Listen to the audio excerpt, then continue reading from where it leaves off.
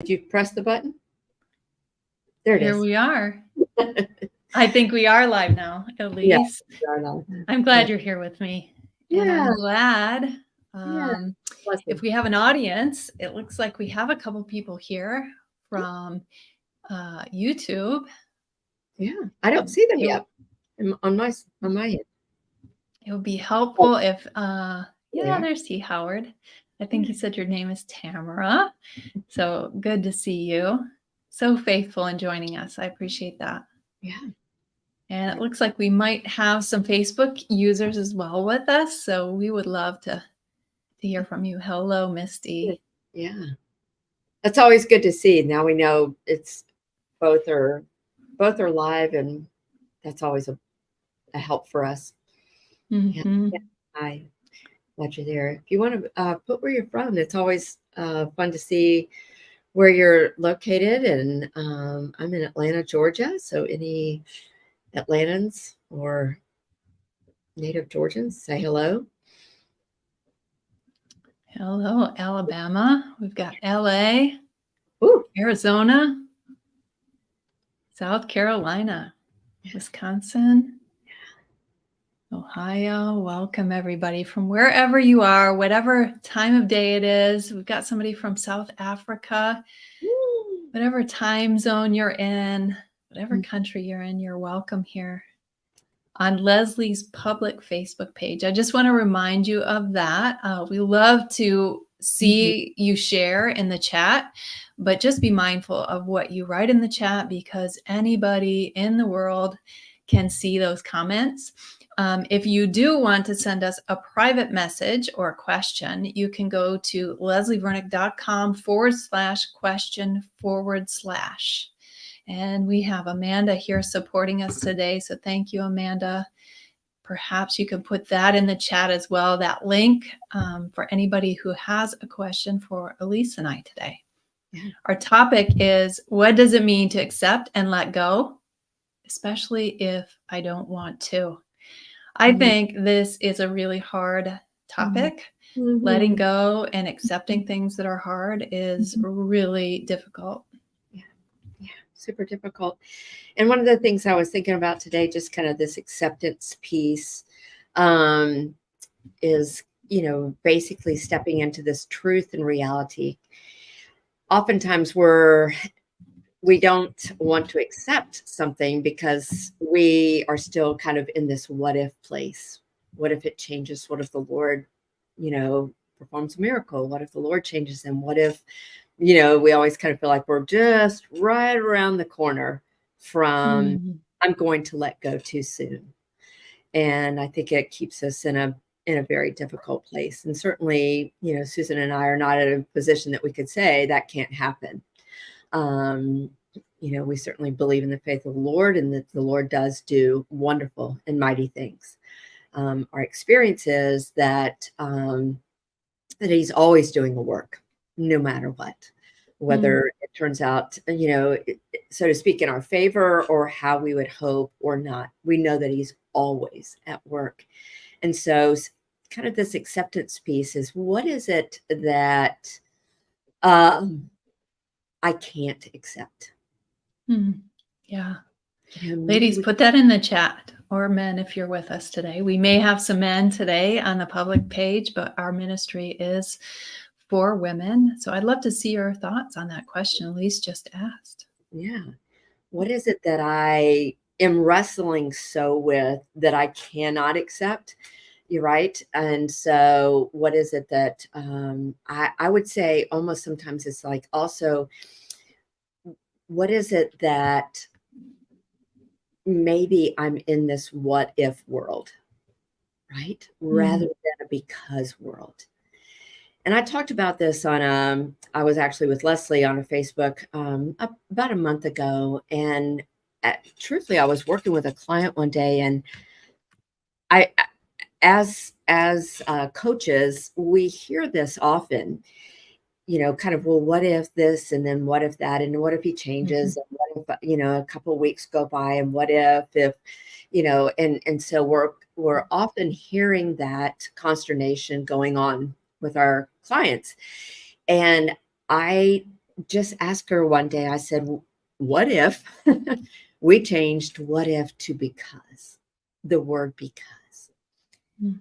Because, and that really actually brought us more into truth and reality.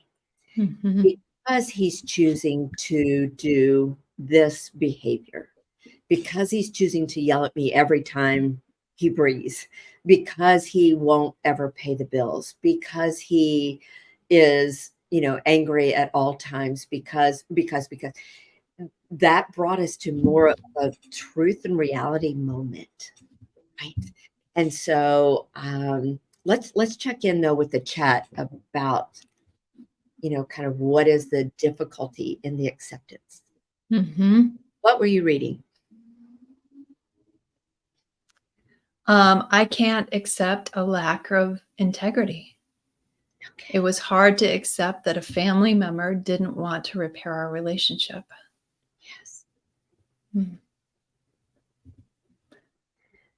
Right. I can't accept telling me how I should feel or act. Mm. I won't accept manipulating truth for personal benefit. And so this is really a good place. I'm glad that question came up and that we're asking that. And so, as Jim says, I can't accept, or I will no longer accept his need to be lied to and his need to believe he doesn't upset me. And so all these answers, I think, are taking us to a good place of saying, okay, if you won't accept that,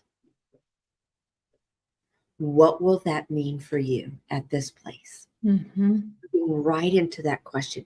If I won't accept it, that means something's going to be required of me to do something Mm. about it. And so, all those who wrote something, would you maybe answer that question? If I can't accept his lack of integrity, then what will that mean for you? What will you need to do? Mhm.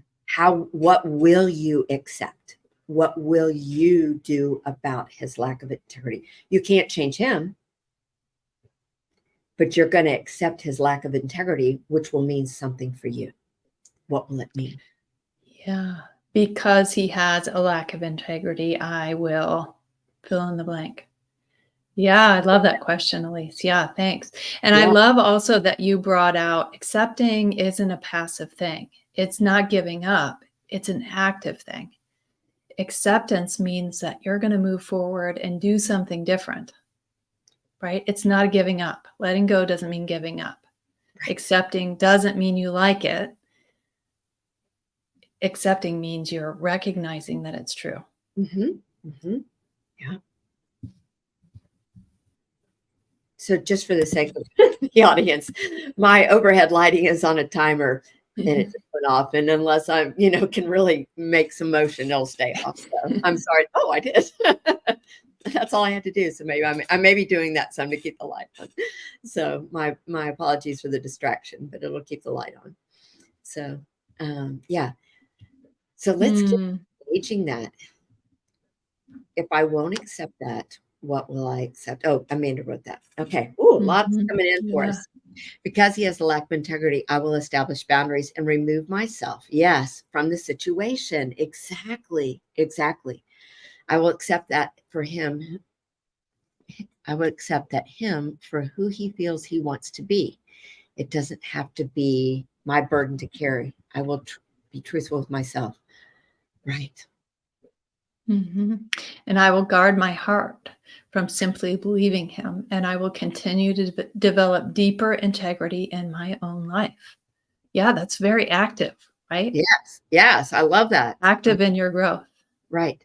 I will do something for me, and probably hold to that. Yes, Brenda, exactly. My hope is that there is a shift for you all, even today. Say, wow, because he does this, what does that mean? Mhm. I can accept that that's who he is, and I can let go of trying to change that. Doesn't mean that I don't speak into it. It doesn't mean that I don't say, hey, that's not okay with me, but Mhm. really saying, wow, if that is who you are, what does that mean for me? actively engaging in the place that you have power and control over, which is you. You know, how much do I want to withstand, tolerate, accept? And maybe asking yourself, why am I accepting that? I think internally we say we're not, but our behavior says we are because we don't do anything different. Right? So we'll cup it up here. We're kind of saying, no, that's not okay. That's why I'm speaking up. But that stays the same. So how long do we let it stay the same before we say, you know what? I need to change my thinking into accepting the way he is and believing that and saying, because that's the way you are, that belongs to him. What do I need to do about myself? You and I have soft voices, so we get lower and lower. I'll try to stay strong. Yeah. Yeah, I love that you brought in that thinking piece, right? How we think about reality is important. And I wanted to address Cecilia's comment. My Okay. struggle with this letting go piece is that I don't know how to live well alone for the rest of my life.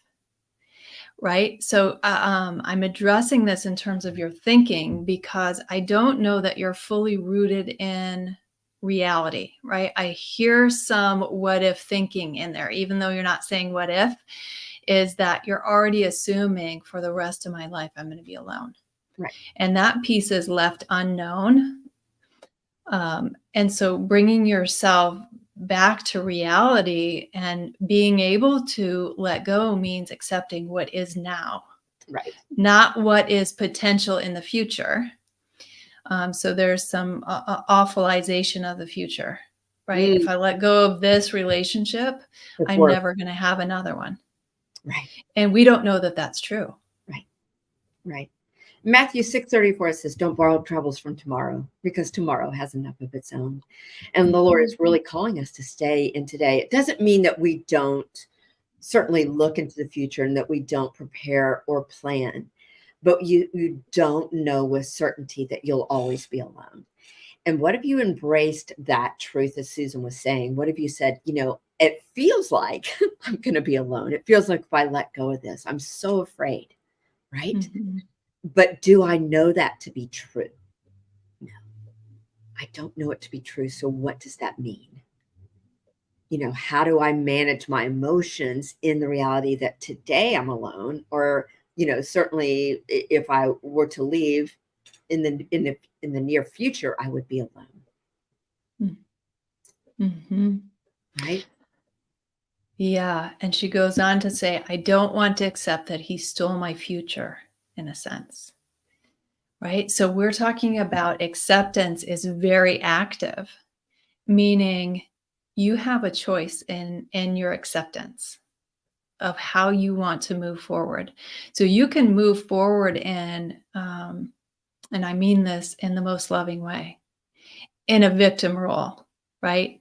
He stole from me and therefore I have no choices. Right. Or you can say, what I thought was going to happen is not happening, but I still have choices. I still have power over my own life. Right.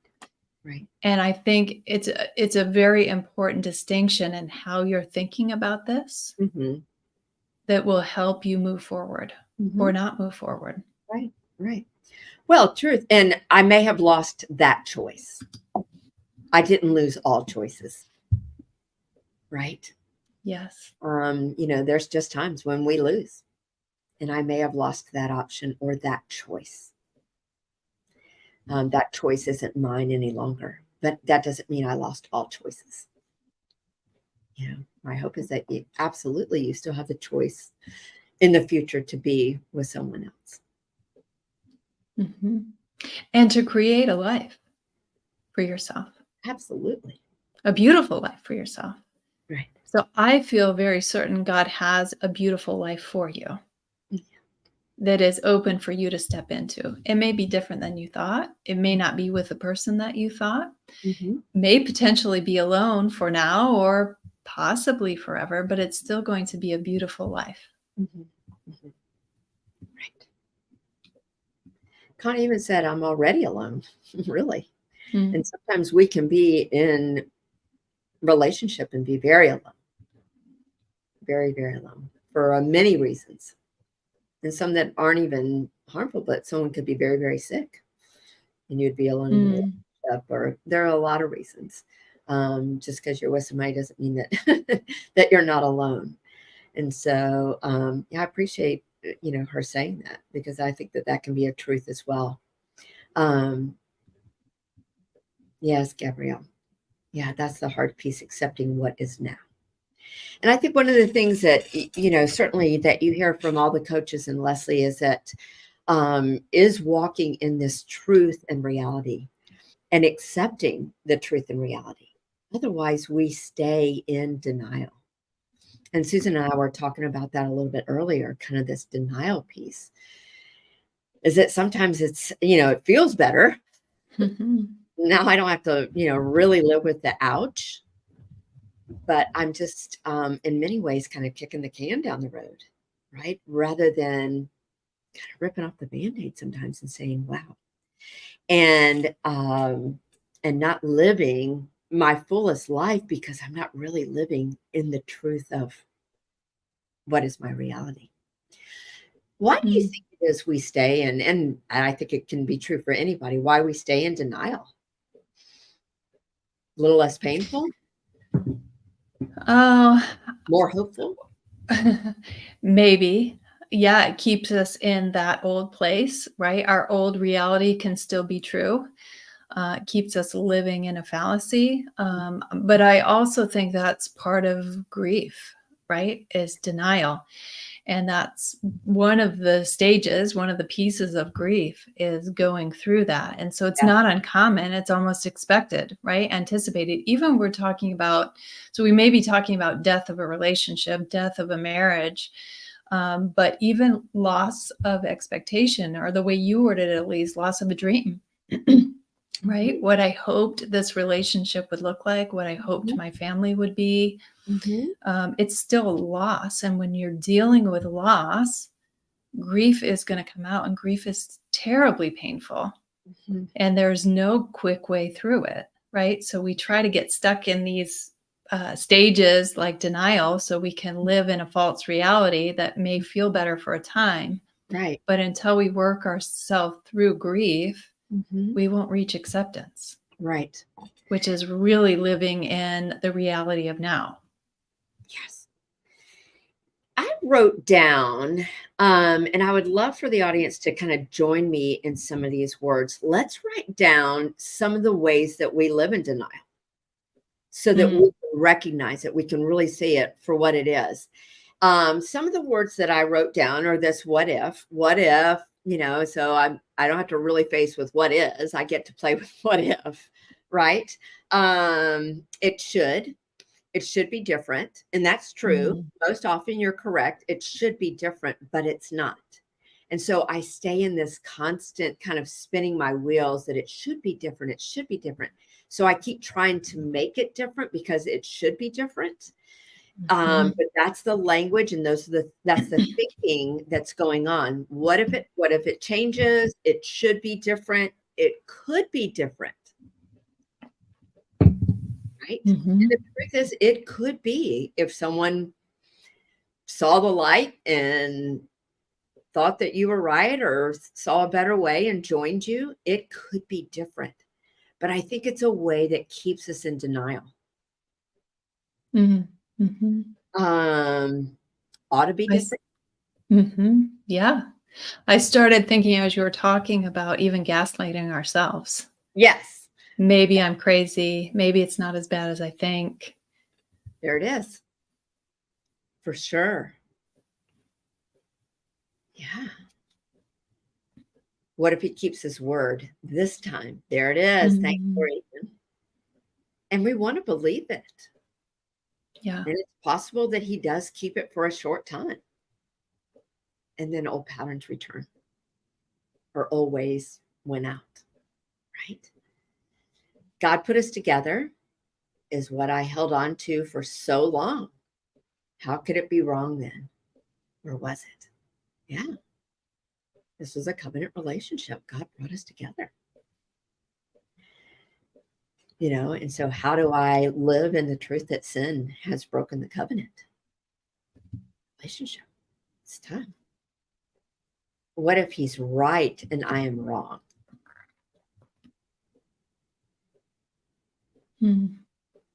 That's hard. Mm-hmm. You were going to say? Well, I was reading Connie's comment here. I'm realizing my denial has been led by my own pride. It killed me to think others would see the truth of my life, afraid they would think badly of me. Yeah, great insight, Connie. Yeah. And thank you for your truth and honesty. Mm-hmm. And to be able to look at yourself honestly. Yeah. What if he's right? I'm wrong. He says, yep. That's what I kept telling myself. I'm going to have to put my glasses on. Let's read a few more. And he comes back with a million excuses for why he did what he did. He didn't say anything to me because he's afraid to talk to me. I was a screamer, but I had enough time to show him I'm working on myself. However, he still uses that excuse. What does that mean? He gets to choose to use that excuse, Kim.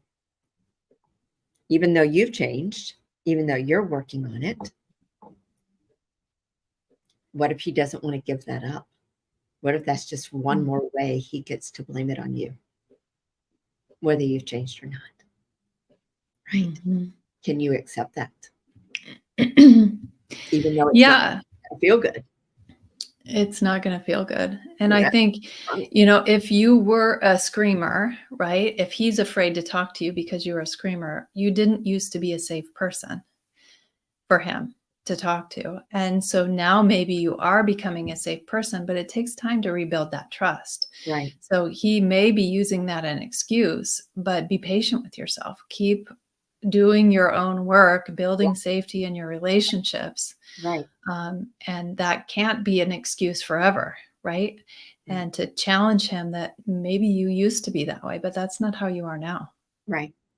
The other thing we can do too is even break it down to the moment. I would say, in this moment, do you feel safe? Is there anything that's keeping you from being safe? I do not feel like I need to raise my voice.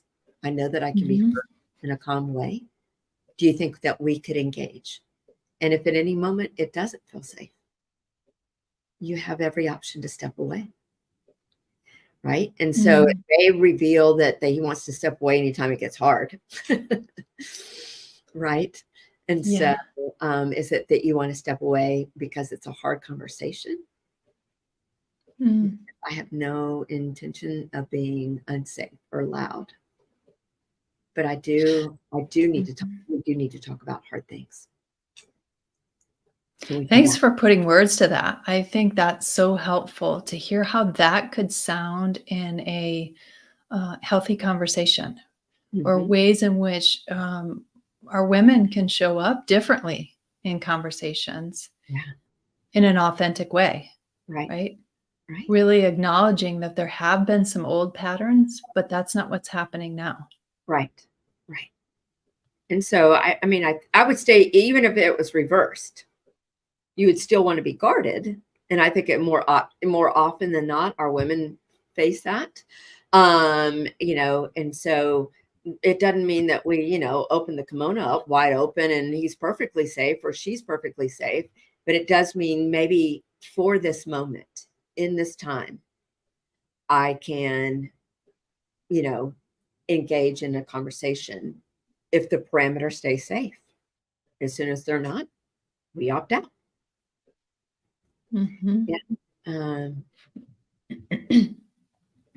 Maybe screaming was a form of reactive abuse. Maybe. We don't know that. Go ahead. Yeah, oftentimes that desperate attempt to get the other person to stop abusing causes us to be dysregulated in ourselves, right? So it is possible that's what's happening, but it's still our responsibility to manage those things, or recognizing when we're getting out of alignment with who we want to be to make changes. Sometimes that change means you have to leave the relationship, right? And sometimes it means getting some help and some skills and doing some tools to regulate yourself. Right. Right.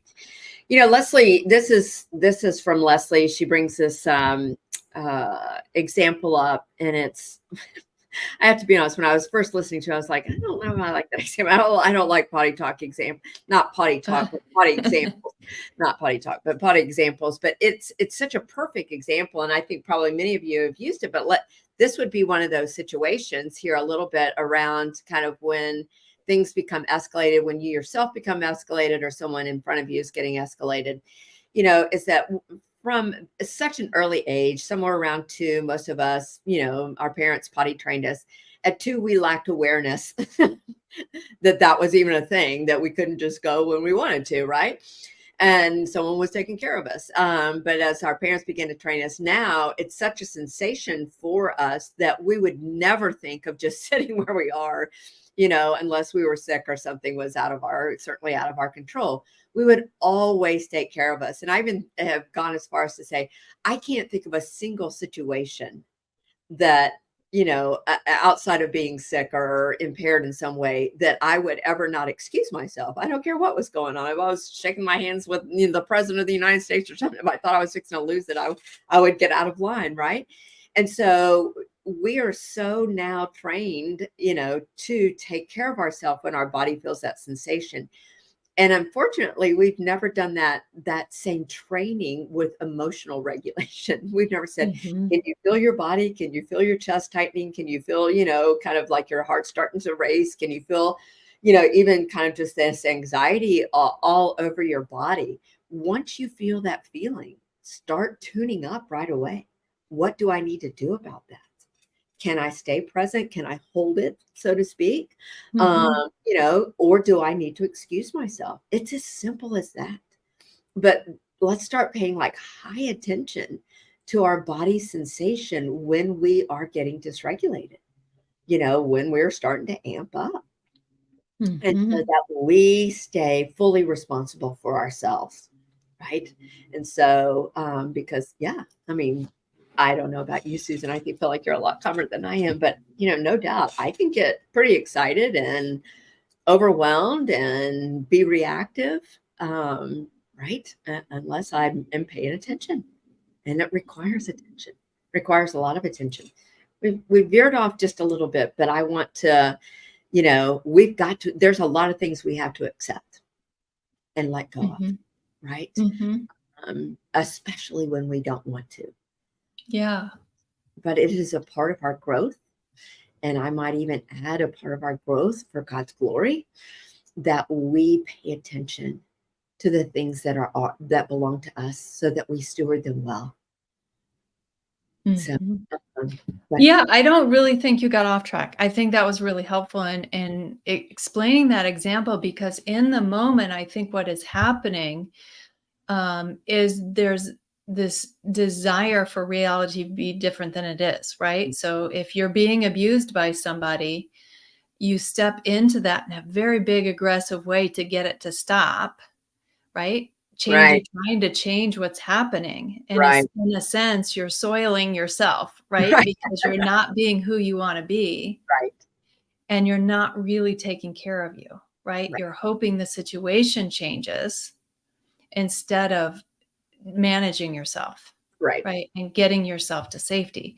right, And so I think that's a great example of that, is that we can easily get into that place of getting reactive when we're abused. right. But it doesn't help anything. It keeps us stuck in a pattern, and it keeps us feeling soiled, right? Yeah, Uncomfortable within ourselves. very. Yeah, I mean, and we know instinctively we're out of control, right? Mhm. It feel good in the very moment, right? Just that anything that our body, in a sense, releases that has that pressure around it may feel good in the moment, but we, just like if we had to go to the restroom and we did soil ourselves, the release may feel good, but afterwards would feel horrible, right? And we'd be Yeah. embarrassed. And what do we do about it? And I think the same thing can be said about this emotional reactivity, along the way, is that we don't really feel good about ourselves. And then people who are maybe abusive on the other side of us will use it against us as well. that would be their delight to see us lose our cool, lose ourselves. Like, see, now we've leveled the playing field. Well, you can do that just as easily as I can. You're just as abusive, right? And so all the more reason that we really need to have be very, very attuned and to that. I'm going to engage in the chat in just a second, so that I hope that you all are feeling. Oh gosh. Would anyone? We're kind of at the half hour mark, and this is where I love to kind of check in and see what questions that we might have around this. Like, how can we help you?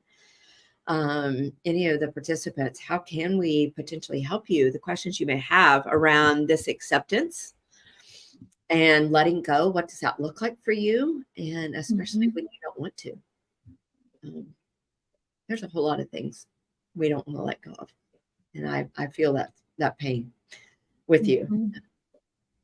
So I didn't think I could stop engaging, but I have. Yes. Yay. Wonderful. It feels so much better. Made lots of trips to the bathroom.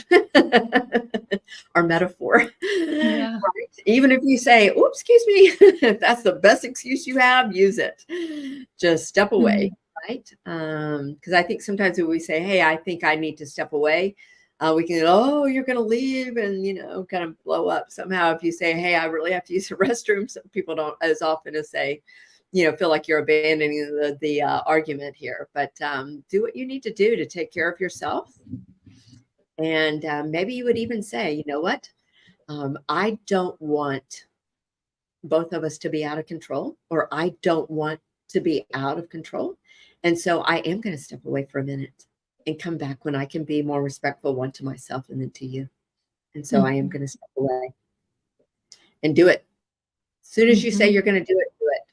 And don't, I would even say, take the beating, so to speak, if they start yelling at you, because they want you to stay in the argument incited. Because once you're incited and out of control, there's the potential of an upper hand. And so keeping, you want to say instinctively, I am not in control of myself. I must manage me first so that I can be the best me to show up in this place. Right. Yeah. And I love that you said respecting yourself, because that's so important. And I hear so often, he doesn't deserve respect. I don't need to respect him because he's not respecting me. But it is important that you respect yourself, right? Yeah. That you listen to your own voice, that I'm not okay here. I'm losing control. I need something that I'm not getting, and make sure that you tune into that and get it for yourself. You bet. He isn't going to give it to you. Yeah. You are free to take it for yourself, being alone. Kristen saying, I need to accept that I've allowed myself to be mistreated for so long. What a statement, right? So if you're able to say, not I need to accept, but I accept that I've allowed myself to be mistreated for so long. That is pregnant with possibilities, right? Now what? If you can base yourself in that truth, I've been mistreated for so long, then you have choice. What will you do next?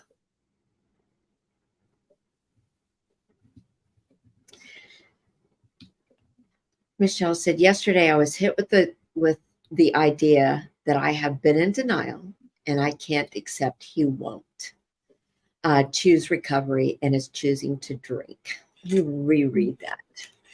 Yesterday I was hit with the idea that I have been in denial and that I can't accept he won't choose recovery and that he's choosing to drink. So what will that mean for you now then? As you kind of step into this, I lost it. There it is, Michelle. So you've been hit with the idea that you've been in denial and that you are struggling, that he can't stop drinking or that he won't stop drinking. Right. And that he is choosing to drink. What does that mean for you, Michelle? Now that you're stepping out of denial, doesn't have to be big. What do you need to do with that thought? This is perfect. And listen, this acceptance can be in a lot of areas, that I may need to accept that he is not going to financially support us like I thought he was when we were dating. Had a great job when we were dating, never had a good job since, right? Seemed to be an incredible believer when we were dating. Not long after we got married, dropped his faith. What does that mean? Can I accept that?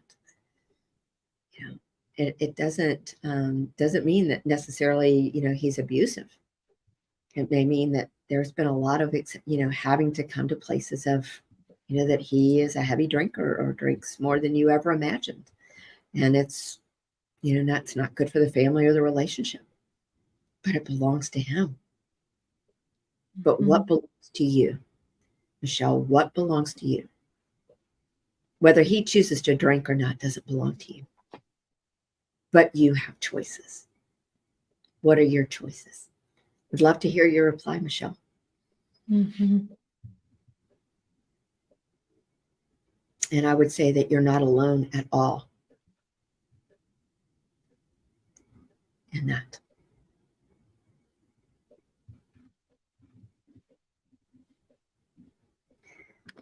I found that recognizing triggers as triggers allows me to stay in control of my emotions instead of reacting. Yeah, that awareness is so helpful, isn't it? That awareness of what gets you heightened, what gets you dysregulated, is helpful because then you can do something about it. You can change that pattern in yourself.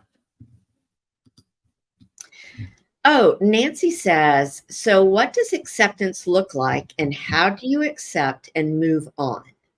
After 38 years of marriage, I can't even begin to figure out what the choices are. That's great. I'm so glad you put that out there. Well, first of all, I would say, why do you need to move on? Might be a clue of what you are not wanting to accept. Like, so what does acceptance, been married 38 years, maybe you don't need to accept anything. I don't know. But if you do need to accept something, right? After 38 years of marriage, I can't even begin to figure out what the choices are. So let's talk about that just a little bit. We have a myriad of choices, which means thousands upon thousands of choices, right? Do I stay or do I go? And why would I stay? Why would I choose to go? If I choose to go, what will that mean for me? What do I need to begin to look for? Right? Why would I divorce? Leaving doesn't mean that I necessarily divorce. Do I just go to another room? Could be a choice.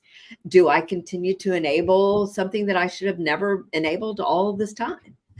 Right? Do I, there's just, hopefully that's kind of getting your engine started about choices and all the that you have, and why you would choose to have agency over your agency, why you would choose to have choices over who you are in the relationship. And not all the choices aren't on his side.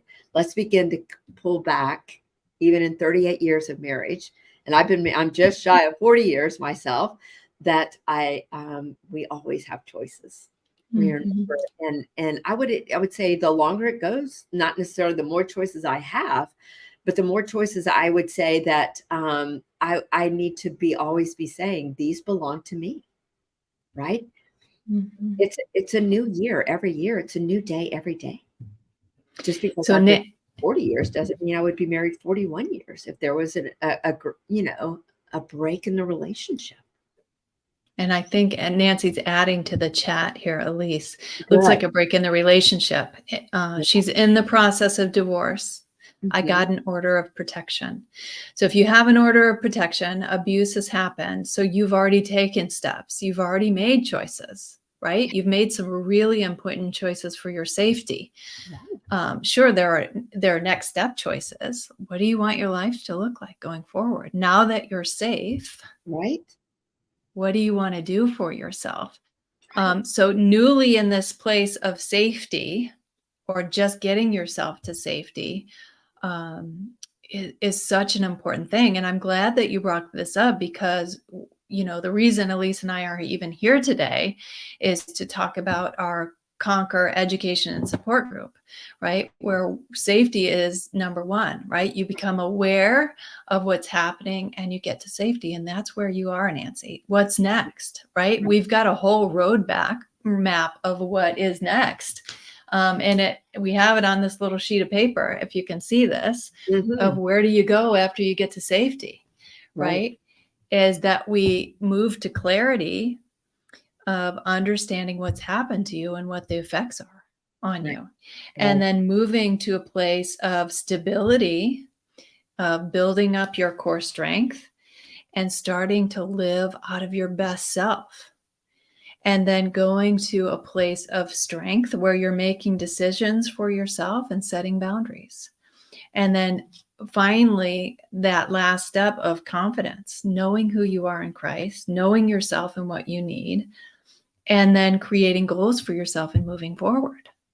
There it is. So that's kind of the roadmap of where we would guide you in our Conquer program of what's choices to make next, right? You can't do it all at once. It is a process.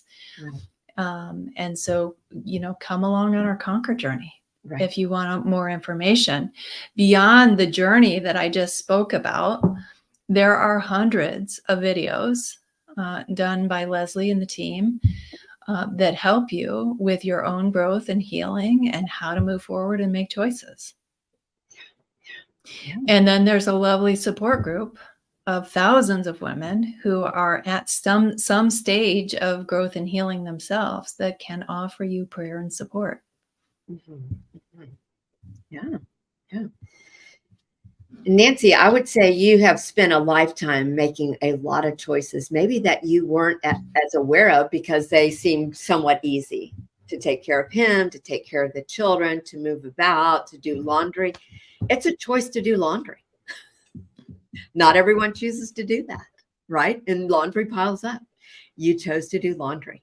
You chose to take care of him. You chose to go to the grocery store. You chose to meal plan. You chose to, read prayer, say prayers and read books with your children. You chose what school they went to. You chose, right? That your world has been full of choices. And you may be in an area that these are unfamiliar to you. But to say that you can't, make choices, I think is locking you up. And I want to say you have probably lived, well, I could say with certainty, you've led a lifetime of a lot of choices, maybe that have seemed somewhat easy, so much that you weren't that conscious of it. And now you're in a place where the choices are much more challenging. And I think to walk into a divorce, a place that you've never been before, yes, those choices would be challenging. And we want to make good choices, right? And we don't always know, like right or left, which way do I go? Which choice do I make? And sometimes it's not clear, and those become very challenging choices. But Nancy, let me invite you to say you're a very mature woman, raised a family, have been in, it sounds like, a very challenging marriage. And my guess is that you've made a wealth of choices. And please give yourself that credit that you can do this and get direction. And as Susan was saying, come into a place like Conquer, our support membership group, that you're not alone. And a lot of times when I'm reading our Facebook pages, girls are asking questions. What do I do here? What do you think about this? And 10 or 15 girls will answer. And they may be different suggestions, but they're opening up that path of choices. And so oftentimes they'll say, from my experience, this is what I did, right? And your experience may be different, but it may be just that aha that would open up kind of the next step and the next step. Please know that this is a one step at a time, one day at a time. The Lord's not really giving us more than one day, this day, right? And as I said, just really doesn't even want us borrowing troubles from tomorrow, because today has enough of its own. So kind of, what are the choices I can make today? You chose to be on this live. That was a choice. We have 126. How many million people are on, have access that aren't on, that didn't make that choice? You made that choice to be on. Please give yourself a lot more credit than where you are. You're very capable of making those choices. So yeah, but one of the things I want to say for Nancy and for the rest of the women on here is when you're in a situation of destruction or abuse, you lose a sense of yourself. So Nancy, you've been making lots of choices. Elisa's right. You know how to make choices, but you may have been making choices for somebody else's sake. yes. And you've lost a sense of who you are, what you need. And so rebuilding that is going to be your work to do going forward. Who am I? What do I need for myself? What choices do I need to support myself rather than what choices am I making to support someone else? Big difference there.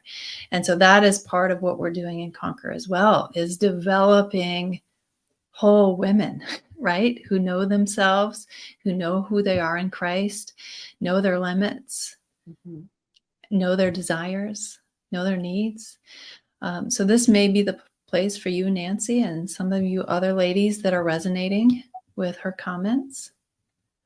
Consider that. We've got the ticker up here down below. If you're listening to this, leslievernick.com/conquer sign up. If you go to that page, you're not going to automatically sign yourself up. It's just going to show you information, right? So I invite you to just look at that page. There's a video by Leslie talking you through some things, and it'll give you more information. Yeah. Wonderful.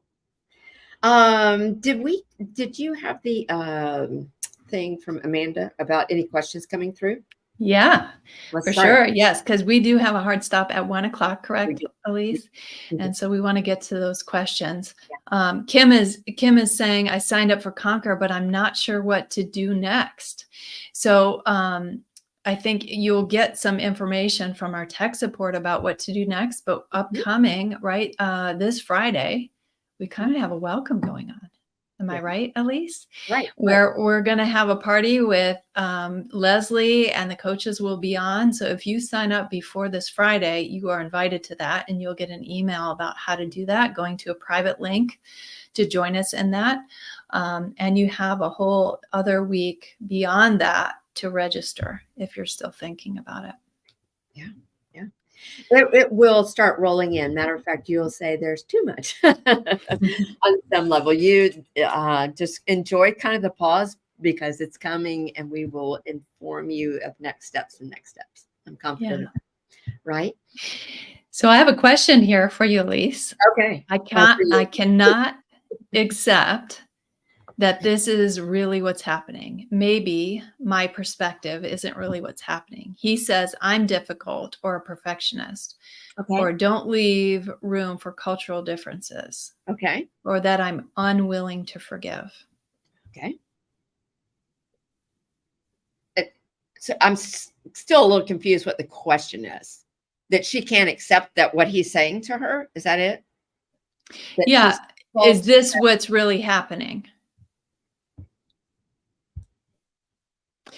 So I think one thing we do know that's happening is that you both have different perspectives. Yes. Why do you have different perspectives? Yeah. That's up for debate. Is he, manipulating and controlling you?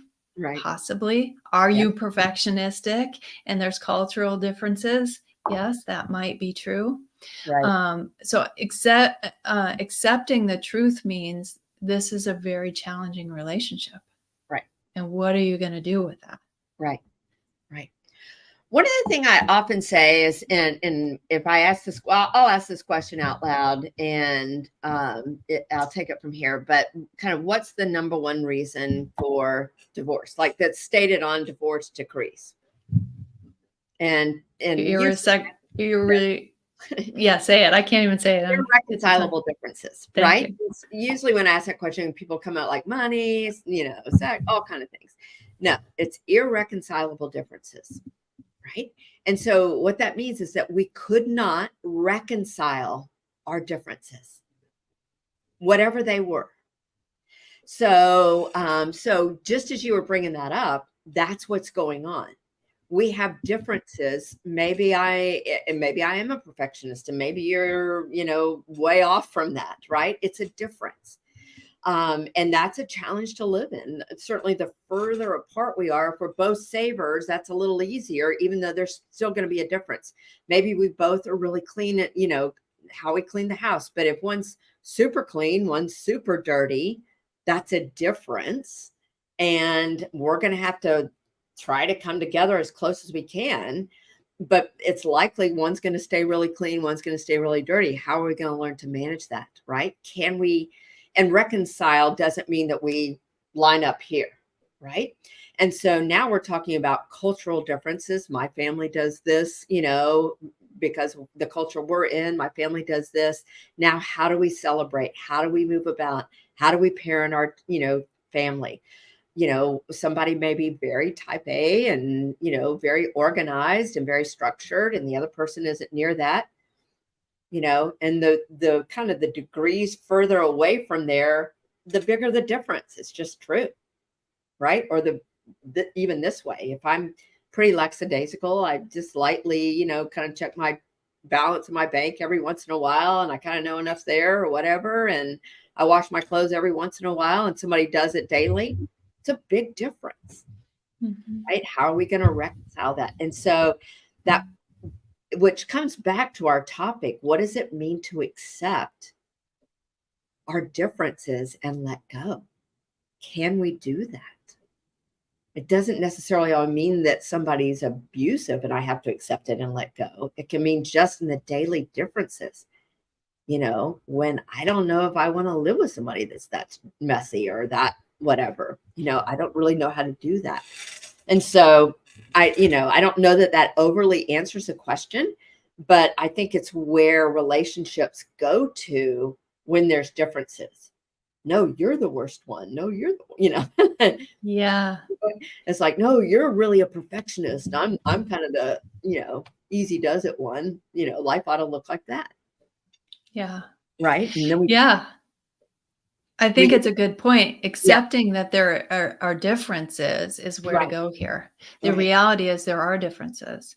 And then do you get destructive with each other because you're different, right? And destructive can mean calling each other names, blaming each other. My way is the right way. Therefore, I got to try to get you to do my way, right? You can easily get destructive rather than saying, yeah, you have a way and I have a way and neither's right or wrong. We just are different, whether that comes from culture or child of family of origin, where that comes from doesn't matter. It's how do you treat each other when there are differences. Exactly. Yeah. Thank you. Hopefully that's helpful for her. Does accepting and letting go mean I need to be okay with people being completely shocked and or trying to convince me it can't be that bad, or that I can't or shouldn't abandon my marriage? Read it one more time. Does accepting and letting go mean I need to be okay with people being completely shocked and or trying to convince me it can't be that bad, or that I can't or shouldn't abandon my marriage? Yeah. I think it does. And here's why. I think you're going to have to accept that others are going to be shocked, that others are not going to approve, that others are going to have a difference of opinion on how you are managing your life and your marriage. And I think that goes back to our acceptance piece. And I think that it can be hurtful when those who we love and care for don't want to accept where we are. But I think it is a matter of acceptance. Yeah. And acceptance doesn't mean you like it. Exactly. It just means it's true and you're living in the truth of reality. Right. It's true. They don't like it. Exactly. Mm-hmm. Yeah. It sounds hard. And I think it is hard. Yeah. I think it's oftentimes what keeps us from doing what we need to do is because people that we do love and care for, are going to come down hard and are not they're not going to want to accept, our position.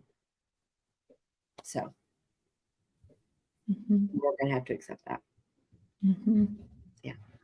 And maybe we can invite them to accept it. Exactly. Yeah. Yeah. What's our next question? Acceptance would feel like stepping away, like withdrawing from participating, investing. My husband would definitely not agree because it's not sticking together. Mm-hmm. Mm-hmm. So there's no question here, just a Mm-hmm. comment. Mm-hmm. I think that that can be true. I think that acceptance can look like I need to step away. But it doesn't, it doesn't mean that for sure. Like in a lot of areas, someone can say, I'm going to accept that you are a heavy drinker. I don't like it. And I'm not really stepping away, but you are. Or I can accept, and I'm not stepping away, that we're going to stay together, financially, but maybe I protect myself over here. I'm not saying I would recommend it, but I'm saying that acceptance doesn't always mean that we're stepping away. It can mean, and oftentimes means, that we have to step back from, most often from something that's not safe, whether it's verbal, mental, emotional, financial, Mm-hmm. whatever it is, right? That this is not safe enough for me to be close enough and accept it just as it is, Mm-hmm. right? That, Yeah. that maybe I have to accept that that's your choice, and I can accept that that's your choice. I don't have to accept that I have to live with it. And I think her husband's saying that he wants her to accept that she has to live with it and stay close. And he may have to Mm-hmm. accept she's not going to do that. Yeah. Yeah. Yeah. Yeah. I think that's good advice. So, acceptance, I can accept that you're yelling at me, but I won't participate in this conversation. I won't invest in this conversation because the reality is you're yelling at me. And so I'm going to step away. Yeah. That doesn't mean you're avoiding or withdrawing from the relationship. You're saying, under these conditions, I'm accepting reality. And under these conditions, I can't participate right now. And he may feel like you moving away from the conversation is you avoiding it or not sticking it out together. Mm-hmm. But like Elise is saying, it is about your safety in the moment. Mm-hmm. Safety meaning you're dysregulated or he's dysregulated, and Right. Yeah. you're going to take some time. Yeah. I hope that no one stays in a conversation where there's that level of disrespect and basically emotional out of control. Right? Nothing's going to get accomplished. Everybody may feel better because they yelled and screamed, but there's going to be more damage than, right? Somebody's got to be the big person and step away. Mm-hmm. Yeah. Susan, I think we're pretty close to one. What should we do here? Can we do Yeah. one? Can we do one? Sure. All right, one more. What do you do in death where memories seem to work against moving forward? The memories will come, but they seem to keep you stuck and or make you not want to let go, Mm-hmm. to keep him still close. Hmm. Yeah. Having had experienced this myself, I heard someone say this, and I would say it helped me transition a little bit in the place where, people say something about moving on. I was always like, oh, I don't want to move on, right? I don't want to move on. And I think that you will never move on. You will move forward. Mm-hmm.